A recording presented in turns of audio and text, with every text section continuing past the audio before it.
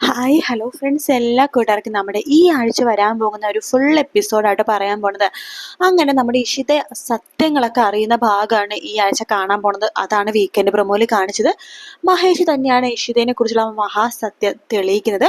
അതെങ്ങനെയാന്ന് വെച്ച് കഴിഞ്ഞാൽ നമ്മുടെ ആദ്യമൊക്കെ തിരിച്ചു പോയല്ലോ വീട്ടിലെ. ശേഷം രചനയും ആദ്യം നമ്മൾ ചെറിയൊരു വാക്ക് തർക്കവും കാര്യങ്ങളൊക്കെ ഉണ്ടായിരുന്നു. അതിനുശേഷമാണെന്നുണ്ടെങ്കിൽ രചനേനെ മഹേഷ് വിളിക്കുന്നുണ്ട്. ആദ്യനെ തനിക്ക് വേണം എന്ന് പറഞ്ഞിട്ട് രചന ഇങ്ങനെ സംസാരിച്ചുകൊണ്ടിരിക്കുക തന്നെ ആകാശ് അങ്ങോട്ട് വന്നിട്ട് രചനയുടെ കയ്യിൽ നിന്ന് ഫോൺ തട്ടിപ്പറിച്ച് വാങ്ങിക്കാട്ടോ. ശേഷം പറയുന്നുണ്ട്, എടാ നിനക്ക് നിന്റെ മകനെ മാത്രം മതിയോ? മകനെ പ്രസവിച്ച അമ്മേനെ വേണ്ടേ? എടാ നീ ഒരു കാര്യം ചെയ്, നീ നിന്റെ മകനെ മാത്രം കൊണ്ടുപോകണടാ, അവന്റെ അമ്മേനെയും കൂടി കൊണ്ടുപോയിക്കോ. ഇവിടെ രചനയുടെ ഒരു ആവശ്യമില്ല എന്ന് പറയുമ്പോഴേക്കും മഹേഷ് പറയുന്നുണ്ട്, അല്ല നിനക്ക് അവളോട് ഭയങ്കര പ്രണയമായിരുന്നല്ലോ, അവള് എന്റെ ജീവിതത്തിൽ നിന്ന് ഇറക്കിക്കൊണ്ടുപോയത് നീയല്ലേ? എടാ ഒരിക്കൽ വേണ്ടെന്ന് വെച്ചത് ഈ മഹേഷ് ചന്ദ്ര പിന്നെ എടുക്കാറില്ലടാ എന്ന് പറയാണ്. നീയല്ലേ അങ്ങനത്തെ സാധനങ്ങളൊക്കെ എടുക്കണത്, നിനക്ക് എപ്പോഴും സെക്കൻഡ് ഹാൻഡിനോടല്ലേ താല്പര്യം എന്നൊക്കെ പറഞ്ഞ് പുച്ഛത്തോടെ കളിയാക്കി ഇങ്ങനെ ചിരിച്ചിട്ട് വെക്കുവാട്ടോ മഹേഷ്. അത് കേൾക്കുമ്പോഴേക്കും ആകാശിന് ദേഷ്യം വരികയാണ്. അവൻ എന്നെ കളിയാക്കുവാണ്, എല്ലാത്തിനും കാരണം നീയാണ്, നിന്റെ സ്വഭാവം മാറിയതോടു കൂടി തന്നെയാണ് അവനെ കളിയാക്കലൊക്കെ ഞാൻ കേൾക്കേണ്ടി വന്നത് എന്നൊക്കെ പറഞ്ഞിട്ട് രചനയുടെ അടുത്ത് വീണ്ടും പൊട്ടിത്തെറിച്ചിട്ട് അങ്ങോട്ട് പോകുവാട്ടോ മഹേഷ്. അതേസമയം മനസ്സുനിയാണെങ്കിൽ ഒരു സമാധാനം ഇല്ലാതെ അങ്ങോട്ടും ഇങ്ങോട്ടും ഇങ്ങനെ നടക്കുവാണ്. അപ്പൊ മാധവ് ഇങ്ങനെ ഒന്ന് ചോദിക്കുന്നുണ്ട്, അമ്മ എന്താ അമ്മ ഏത് നേരം ഒരേ ആലോചനയായിട്ട് അങ്ങോട്ടും ഇങ്ങോട്ടും നടക്കുന്നത്? അമ്മ എന്തിനെ കുറിച്ച് ഈ ആലോചിക്കുന്നത് എന്ന് ചോദിക്കുമ്പോൾ, വേറെ ഒന്നുമില്ല, നിങ്ങൾക്ക് കുഞ്ഞുങ്ങളൊന്നും ആവുന്നില്ലല്ലോ, അതിനെ കുറിച്ച് ആലോചിക്കുകയാണ്. എന്റെ അമ്മ കുഞ്ഞുങ്ങളൊക്കെ ആവേണ്ട സമയത്ത് ആയിക്കോളും, അതിനു വേണ്ടി ഇങ്ങനെ ആലോചിച്ചുകൊണ്ടേ ഇരിക്കേണ്ട കാര്യമില്ല. എടാ ആവേണ്ട സമയത്ത് ആയിക്കോട്ടെ എന്ന് വിചാരിച്ച് ഇരിക്കാനൊന്നും പറ്റത്തൊന്നുമില്ല. ആ ഇഷിത പെട്ടെന്ന് എങ്ങാനും പ്രഗ്നന്റ് ആയി കഴിഞ്ഞാൽ പിന്നെ അത് ലയമോൾക്ക് സഹിക്കാൻ പറ്റില്ല. അമ്മേ ഈ ലോകത്ത് എത്രയോ പെണ്ണുങ്ങള് പ്രഗ്നന്റ് ആവണം, അതിലൊരു പെണ്ണാണ് ഇഷിത എന്ന് പറയണം. അല്ല അവള് പ്രഗ്നന്റ് ആവണല്ലോ, അമ്മക്ക് എന്താ ഇത്രമാത്രം ടെൻഷൻ? അവള് പ്രഗ്നന്റ് ആവണം, മുമ്പ് തന്നെ ലയ പ്രഗ്നന്റ് ആവണം എന്ന് പറയാനിട്ട് എന്താ അമ്മക്ക് പേടിയുണ്ടോ എന്ന് ചോദിക്കുമ്പോഴേക്കും, എന്തിനാ ഞാൻ പേടിക്കണത്? അല്ല അമ്മയുടെ ഇങ്ങനത്തെ വെപ്രാളൊക്കെ കാണുമ്പോൾ എനിക്ക് പല സംശയങ്ങളും തോന്നുന്നുണ്ട് എന്ന് പറയാണ്. സംശയങ്ങളോ? എന്ത് സംശയങ്ങൾ? അതിനെ മാത്രം എന്ത് സംശയങ്ങളാണ് നിനക്ക് തോന്നുന്നത് എന്ന് ചോദിക്കുമ്പോൾ, വേറൊന്നും അല്ല അമ്മേ, അല്ല അമ്മ എത്രയും പെട്ടെന്ന് ലയ പ്രഗ്നന്റ് ആവണം, എത്രയും പെട്ടെന്ന് ലയ പ്രഗ്നന്റ് ആവണം എന്ന് പറയുമ്പോൾ ഇഷിത പ്രഗ്നന്റ് ആകുമെന്ന് അമ്മക്ക് നല്ല ഭയമുണ്ട്. അല്ല അമ്മക്ക് അങ്ങനെ എന്തെങ്കിലും ന്യൂസ് കിട്ടുമോ ഇഷിത പെട്ടെന്ന് പ്രഗ്നന്റ് ആകുമെന്ന്? അല്ല ഞാനൊരു സംശയം ചോദിച്ചോട്ടെ, ഞാനും ഇഷിതയും പ്രണയിച്ച് നടക്കുന്ന സമയത്ത് അമ്മ അവളെ ഒരുപാട് സ്നേഹിക്കുന്നുണ്ടായിരുന്നല്ലോ, അതൊക്കെ അമ്മയുടെ അഭിനയമായിരുന്നോ?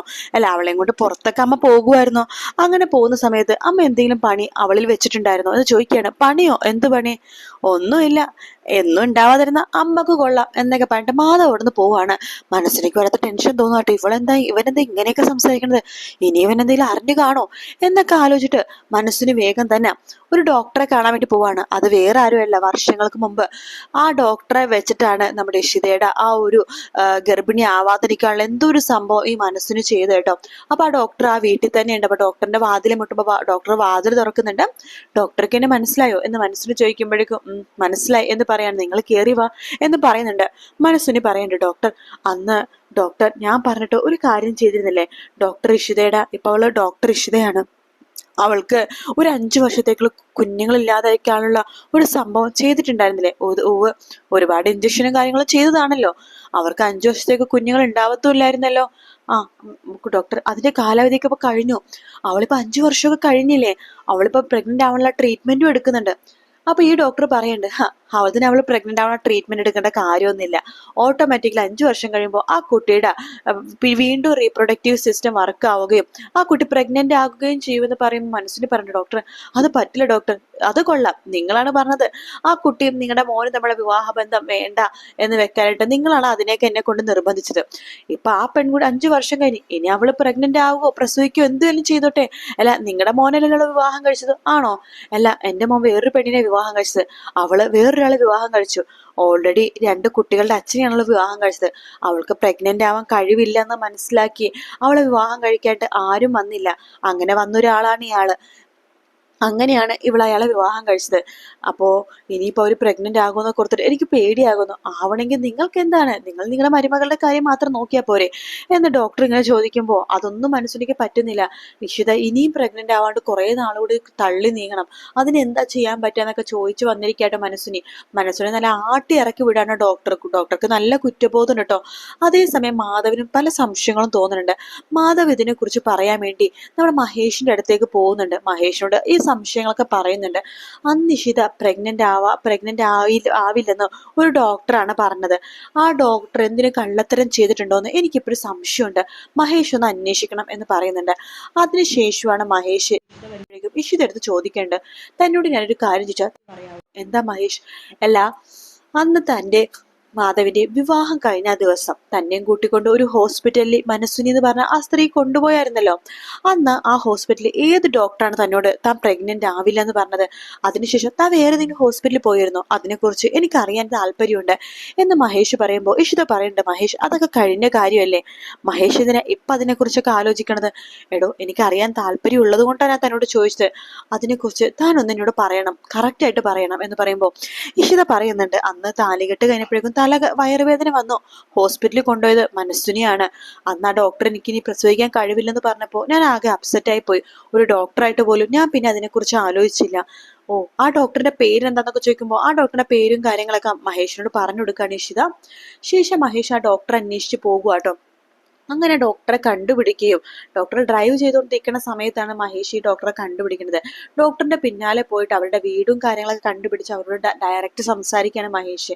നിങ്ങൾ അന്ന് എന്തിന്റെ അടിസ്ഥാനത്തിലാണ്? എൻ്റെ ഭാര്യയാണ് ഇപ്പൊ ഇഷിത, അവളിപ്പോ ഡോക്ടറാണ്, സത്യം നിങ്ങൾ പറയണം. നിങ്ങൾ എന്തെങ്കിലും കള്ളത്തരം പറഞ്ഞു കഴിഞ്ഞാല് ഞാനിത് ലീഗലി തന്നെ മൂവ് ചെയ്യും എന്നൊക്കെ മഹേഷ് പറയുമ്പോൾ അവരാകെ പേടിച്ചു പോകാട്ടോ. അവര് സത്യങ്ങളൊക്കെ മഹേഷിനോട് പറയാണ്. ഇഷിത എന്ന് പറഞ്ഞ പെണ്ണിന് ഒരു കുഴപ്പമില്ല എന്നൊക്കെ പറയുമ്പോൾ മഹേഷിന് അങ്ങ് ദേഷ്യം വരും കേട്ടോ. നിങ്ങൾ കാണുന്ന ആ പെൺകുട്ടിയുടെ ജീവിതം എത്രമാത്രം ദുരിതം അനുഭവിച്ചെന്നറിയാവോ? എത്രമാത്രം നാണം കെട്ടിട്ടുണ്ടെന്നറിയാവോ അവൾ എല്ലാവരുടെ മുമ്പിൽ? നിങ്ങൾക്ക് നാണം ഉണ്ടോ സ്ത്രീയെ? നിങ്ങളൊക്കെ ഒരു ഡോക്ടറാണോ എന്നൊക്കെ പറഞ്ഞ് മഹേഷ് നല്ല രീതിയിൽ തന്നെ ഒരു ഫയർ ചെയ്യുന്നുണ്ട് കേട്ടോ. അങ്ങനെ മഹേഷ് തന്നെയാണ് ഈ ഒരു സത്യം, ഈ മഹാസത്യം കണ്ടുപിടിക്കുന്നത്. ഇഷിതക്ക് ഒരു കുഴപ്പവും അന്ന് ഉണ്ടായിരുന്നില്ല. ഇഷിതയും മാധവും തമ്മിലുള്ള വിവാഹത്തിന് മനസ്സെനിക്ക് ഒട്ടും ഇഷ്ടമുണ്ടായിരുന്നില്ല. കാരണം സ്ത്രീധനമൊന്നും കിട്ടില്ലല്ലോ. കാരണം മാധവ് സ്നേഹിച്ചല്ലേ വിവാഹം കഴിക്കണം. അന്ന് മാഷിന്റെ കയ്യിലൊന്നും അത്ര വലിയ പണമൊന്നും ഉണ്ടായിരുന്നില്ല. അപ്പൊ പിന്നീടല്ലേ ഡോക്ടർ ഇഷിത വലിയൊരു ഡോക്ടർ ആയതും കാര്യങ്ങളൊക്കെ ആയത്. അപ്പൊ അതുകൊണ്ട് അങ്ങനെ പണവും കാര്യങ്ങളൊന്നും കിട്ടില്ലെന്ന് അറിഞ്ഞപ്പോഴേക്കും വേറെ നല്ല ബന്ധം മോനെ വരുമെന്ന് പ്രതീക്ഷിച്ചാണ് മനസ്സിന് ഈ ഒരു വലിയ കടുങ്കൈ ചെയ്തെന്നുള്ള ആ ഒരു മഹാസത്യം മഹേഷ് മനസ്സിലാക്കുകയും മഹേഷ് ഇത് നമ്മുടെ ഇഷിതയുടെ അടുത്ത് പറയണ്ട. പക്ഷെ ഇത് മഹേഷിനോട് പറയണ്ടേ, എന്തായാലും സംഭവിച്ചു. ഇനി ഈ കാര്യം വേറെ ആരും അറിയരുത്. അറിഞ്ഞതുകൊണ്ട് നമുക്കൊരു ഗുണവുമില്ല. എൻ്റെ അമ്മ ഒരുപാട് വിഷമിക്കും, ടെൻഷനാവും, ചിലപ്പോൾ മനസ്സുനിയായിട്ട് പ്രശ്നം ഉണ്ടാവും, അതിൻ്റെ ചേച്ചീനെ ബാധിക്കും. അതുകൊണ്ട് മഹേഷ് ഈ കാര്യം നമ്മൾ മാത്രം അറിഞ്ഞാൽ മതി. നിഷിത പറയാണ്. എന്തായാലും ഇഷിതക്ക് പുതിയൊരു ജീവിതം കിട്ടാൻ പോവാണ്. ഒരു കുഞ്ഞൊക്കെയുള്ള ജീവിതത്തിലേക്ക് ഇഷിത കടക്കാൻ പോകുന്ന ഭാഗമാണ് നമ്മളിനി കാണാൻ പോകുന്നത് കേട്ടോ. എന്തായാലും നല്ല അടിപൊളി പ്രൊമോ ആണ് വന്നിരിക്കുന്നത്. 2 പ്രൊമോ വന്നിട്ടുണ്ട്. കാണാത്തവരുണ്ടെങ്കിൽ കണ്ടു നോക്കാട്ടോ. അപ്പോൾ വീഡിയോ ഇഷ്ടപ്പെടുകയാണെങ്കിൽ ലൈക്ക് ചെയ്യാനും സബ്സ്ക്രൈബ് ചെയ്യാനും കമന്റ് ചെയ്യാനും മറക്കല്ലേ. മറ്റൊരു വീഡിയോ ആയിട്ട് കാണാം friends. Take care. Bye bye.